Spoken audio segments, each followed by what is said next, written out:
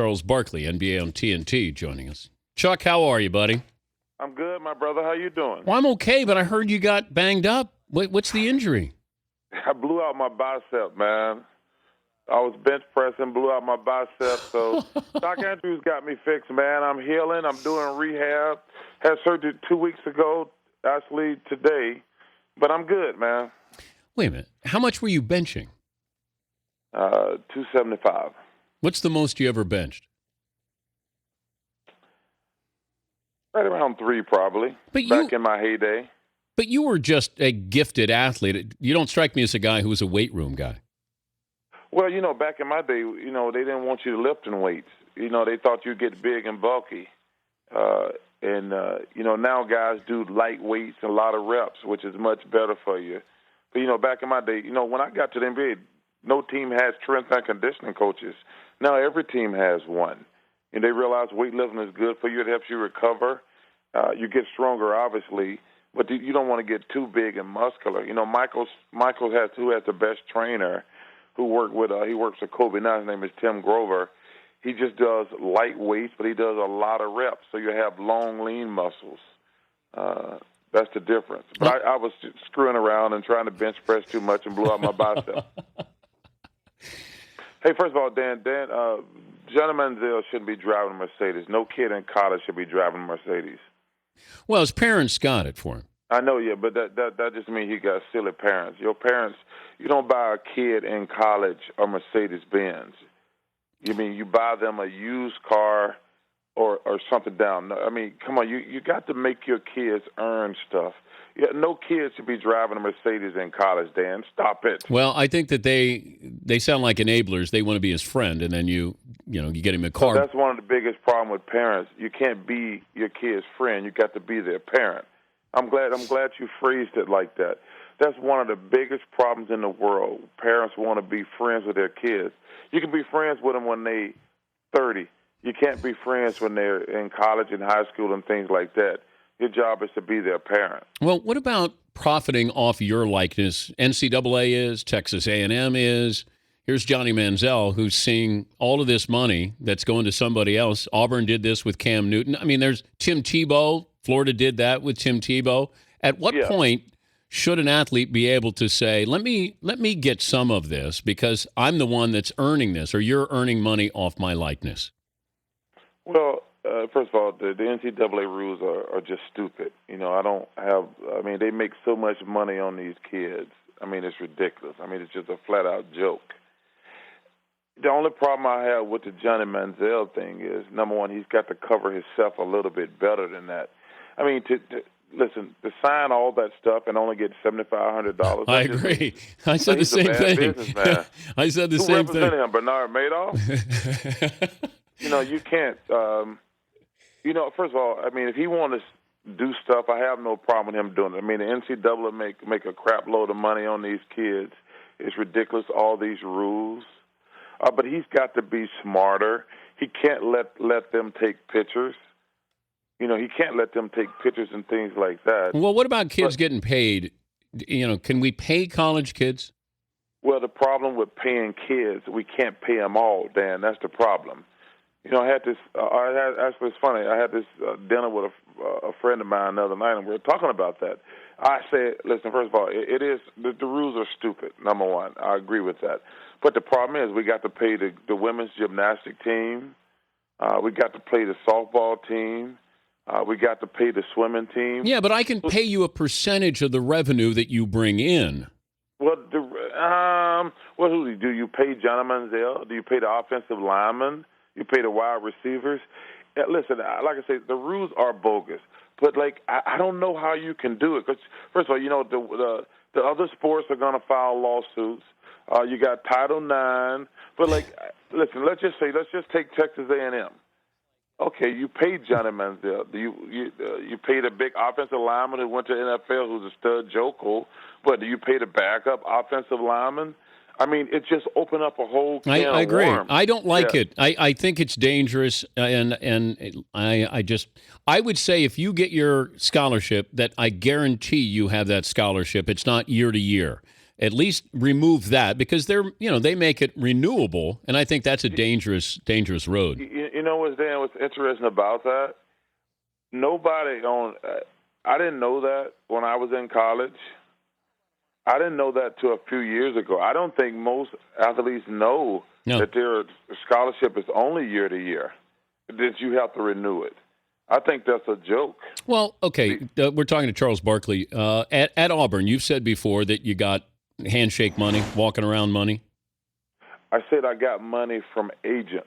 Okay, so agents, while you're still in school, to say when you get out, you'll pay us back. Yeah, and I paid them all back. I want to make that perfectly clear. And the one thing I have talked to Doc Emmert and all those guys at the NCAA, I think that would make it more of a level playing field. Like if an agent wanted to lend a kid some money, I think that's a better way of leveling the playing field. Because kids now, they're going to go to the schools that has the most exposure instead of going to, like, let's say I want to go to a smaller school. If an agent is going to let you borrow money, I think that levels the playing field. And also I think it would make you stay in school longer.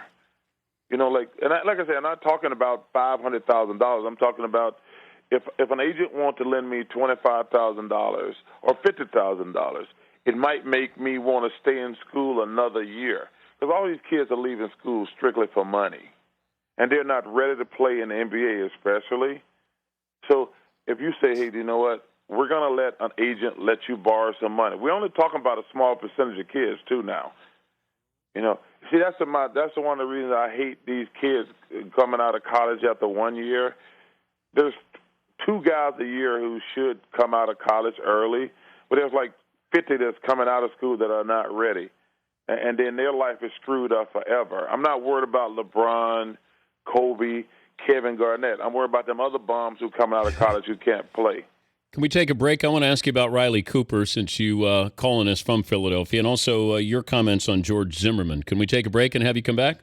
Sure. All right. We'll continue with Charles Barkley, his thoughts on Riley Cooper, that delicate situation in the Eagles locker room, and also he agreed with the George Zimmerman verdict.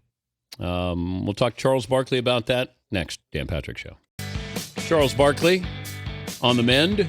Kind enough to rejoin us here. Dan Patrick Show. What was the reaction when you saw the Riley Cooper video, Chuck? Well, obviously he made a mistake. I saw somebody who got really angry, who was really mad, who probably had been drinking. But I thought his apology was sincere. And I think we as players, we always look at different when you're a player. When you do something stupid as a player, I think it's our job to surround you and say, we always got your back. Then it reminds me of, like, when I hear these people talking about somebody being gay. And Doc Rivers said this, and I've always said this, we in the locker room going to accept you if you're gay. Like the regular public and the media, they're always trying to tell you what you think. Like the gay guys I have played with, I think we always said, you're gay, but you're our guy. And with Riley Cooper, I hope those players said, hey, you know what you did was really stupid. But you know what? You're our guy. And we go forward from there. And that's the way I looked at it. Well, what comes first? That you're a black man or you're an athlete? Well, it's all encompassing. We all have done something stupid. Like, let's use Michael Vick as an example. I'm a Michael Vick fan. I didn't like what he did because I'm a pet lover. But if he was on my team, I say to him, hey, you know what? I don't like what you did, but you know what? You're on my team now. I have to forgive you and move forward. You don't get – when you play on a team, Dan, you got so many different personalities. You have to become a team. You're our guy. That's the way I look at it. Like guys who play sports, I look at them as part of my family. And we have done stupid stuff in every sport. I look at every sport. I look at them as part of my family. And when they do something stupid, I said, that was really stupid. But you know what? You're the stupid guy in my family, and we're going forward. That's the way I look at it. The Michael Vick analogy is interesting because then you can argue, well, what's more offensive? Well, what Michael Vick did was more offensive, but I'm a Michael Vick fan. I forgive him and I go forward. But the same offensive, thing with Riley Cooper. But offensive in a way that I can still be your teammate because I'm a pet owner. But the other part of it is, as an African American, they have to be, if they had thought bubbles, still looking at Riley Cooper. And Dan, I don't believe this notion that your true feelings come out. What I think happens, this is just my personal opinion. I'm not Dr. Phil. I like Dr. Phil, but I think when you get to fighting with somebody, and first of all, anytime you get to fighting and you factor in somebody who's probably been drinking, I think you try to say the worst thing to the person possible just to hurt their feelings. I think that's the way anger presents itself. Like when you get to fighting with somebody, you say, I'm going to kill you. I don't really think you want to kill them. But at that moment, you're just angry and you're pissed. And like I say, sometimes you've been drinking. And I think when you get into an altercation, you just really want to hurt somebody. I don't think Riley Cooper, this notion, listen, those guys been around Riley Cooper. I think he's been on the team for 3 years. They would have known if he was racist. I do. I think they would have known. But I think he had been drinking. And when you get to fighting with somebody, I think anytime you get to fighting, I think you just want to hurt the other person. I truly believe that. You think you played with a racist during your career? The only racist I played with was a black guy who hated white people. I mean, it was this. I'm not gonna call his name out, but I played with this guy. He says, "Man, I'm not listening to the white man. I can't stand the white man." And I was like, "Dude, we don't." First of all, he couldn't play, which he should. But he was a high draft pick, so we couldn't get rid of him. But I don't think, man, that's the one cool thing about sports. If you ask most players, guys talk about it all the time, there's no racial identity when you play sports. If you can play, you can play. Yes, that's all that matters. Because in the middle of the game, you're not thinking, oh, that guy's black, that guy's white. You're like, I got to get the ball to that guy. I want that guy to make the shot. I want that guy to guard that guy. You never think about race in the middle of the game. But that's the cool thing about race. Sports are one of the few places, I'll tell people, one of the cool things I've always said about sports, especially being from Alabama, sports is one of the coolest things when it comes to race because there's no racial identity. Is it for the fans? Of course they are. The fans they're more racist than the players. But when you play on a team, man, that racial stuff goes out the door. That's one of the cool things I've always thought about sports. Speaking of race, your comments, you agreed with the George Zimmerman verdict. Well, I agreed that Zimmerman was an idiot, but I thought they overcharged. I felt bad for the Martin family. And if you look at that whole trial, the evidence didn't substantiate the charges they had him with. What was the reaction you got? What now? What was the reaction you got when you said that you agreed with? I don't get reaction, Dan. You know I don't do social media, social network. I don't care what other people think. If somebody, I had a couple of my friends wanted me to explain my decision. I said, dude, just look at the trial. I feel, and I want to say that Mr. and Mrs. Martin and that one attorney for George Zimmerman were the only three classy people in the whole trial. The Martin family was fantastic. The George Zimmerman lawyer was great. Everybody else were just scumbags in the whole, like going on TV and talking about no justice, no peace. I thought all those people were scumbags. And, Dan, to be honest with you, let me just say this, and I want to make this clear. 95% of black people who get killed get killed by other black people. And I don't see all these other black people, and I've been talking about this for years, we as black people don't have respect for each other. We kill each other every single day. And to try to piggyback on a young kid's death and act like that all white people hate us and all these people out there are bad, it's a disgrace and a travesty. It's really about us as black people. We got to do much, much better. 95% of black people are killed by other black people. And I get so offended and upset when you get all these, I call them Uncle Tom, punk-ass brothers who get on TV and radio and try to ride that racial hatred. Man, most white people don't dislike black people. And listen, George Zimmerman was racial profiled. And I want to make that perfectly clear. George Zimmerman was racially profiled in Trayvon Martin. And I'm sorry that young kid got killed. But that case, the jury, and obviously the jury, I had no problem with the verdict. But that don't mean George Zimmerman was right. I want to say that.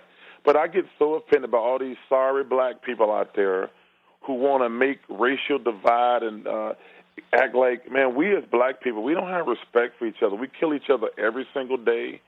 And it's a joke to me that they wanted to make such a big deal going out there acting like this was a crazy. It's just a bad situation because a lot of these people don't have clean hands, Dan. Yeah. They don't have clean hands. Like I say, George Zimmerman was an idiot from the beginning, and I feel bad that young kid got killed. But the verdict, the evidence was fair in my opinion. In my opinion, I always say that. No, like I say, I want to make it clear. I'm not. But I just get so offended by some of these black people out there who profit, who like to get on radio and TV. But listen, I want to give a shout out, like I say, to Trayvon Martin's parents were great, and that one lawyer for George Zimmerman. Those were the only three honorable people during that whole trial. I appreciate the honest comments as always, and good luck being on the mend. Always good to visit with you, Charles. All right, my brother, you take care of yourself. Take care of them damn nerds. I will. Charles Barkley, NBA on TNT.